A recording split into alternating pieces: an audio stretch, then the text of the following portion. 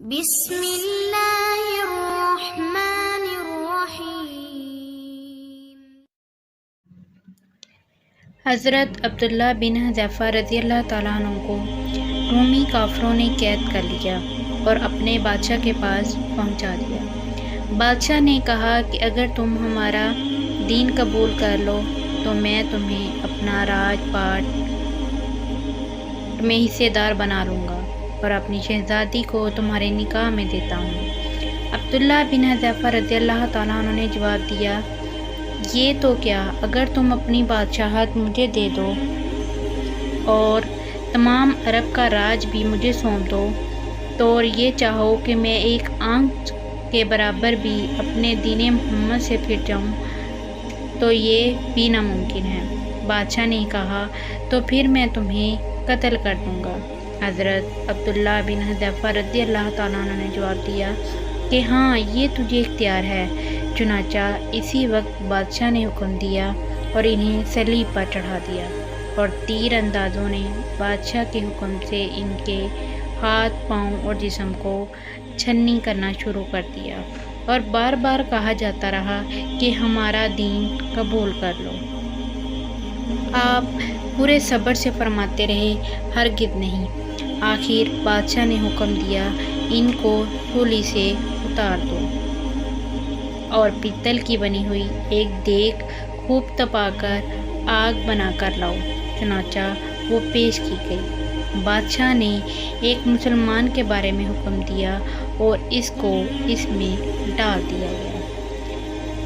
آپ کے دیکھتے ہی وہ صحابی اس وقت دیگ میں ڈال دیے گئے، ان کا گوشت بہت جل گیا اور ان کی ہڈیاں چمکنے لگیں۔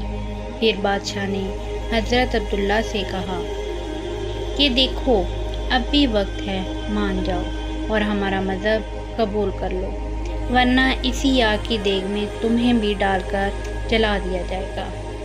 آپ نے پھر بھی یہ کہا کہ یہ ناممکن ہے کہ میں اللہ کے دین کو چھوڑ دوں۔ اس وقت بادشاہ نے حکم دیا کہ اس کو سولی پر لٹکا دیا جائے۔ چنانچہ آپ کو صلیب پر لٹکا دیا گیا تو بادشاہ نے دیکھا کہ ان کی آنکھوں میں آنسو نکل آئے ہیں۔ اسی وقت حکم دیا کہ رک جائیں۔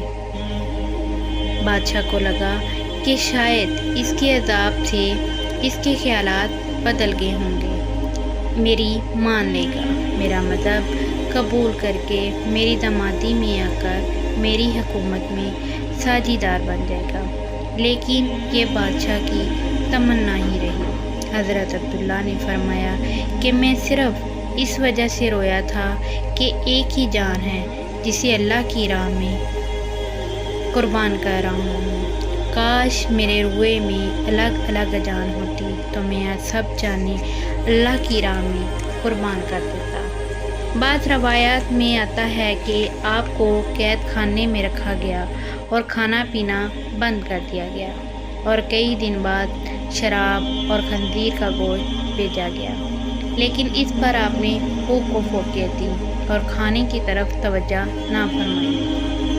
بادشاہ نے آپ کو بلاوا بھیجا اور کھانا نہ کھانے کا سبب پوچھا تو آپ نے جواب دیا کہ اس حالت میں میرے لیے جائز تو ہو گیا ہے، لیکن میں تجھ جیسے دشمن کو اپنے بارے میں ذرا بھی خوش ہونے کا موقع نہیں دینا چاہتا۔ پھر بادشاہ نے کہا، اچھا، تم میرے سر کا بوسہ لے لو تو میں تمہیں اور تمہارے ساتھی قیدیوں کو رہا کر دوں گا۔ آپ نے اس کو قبول فرمایا اور بادشاہ کے سر کا بوسہ لے لیا، اور اس نے بھی اپنا وعدہ پورا کیا اور آپ اور آپ کے ساتھیوں کو چھوڑ دیا۔ حضرت عبداللہ یہاں سے آزاد ہونے کے بعد حضرت عمر فاروق رضی اللہ تعالیٰ عنہ کے پاس پہنچے۔ حضرت عمر فاروق رضی اللہ تعالیٰ عنہ نے بڑے ادب کے ساتھ آپ کو ممبر رسول پر بٹھایا اور فرمایا کہ عبداللہ، اپنا پورا واقعہ بیان کیجیے۔ حضرت عبداللہ بن حذیفہ رضی اللہ تعالیٰ عنہ نے اپنا پورا واقعہ آپ کو سنایا تو آپ کی آنکھوں میں آنسو جاری ہو گئے۔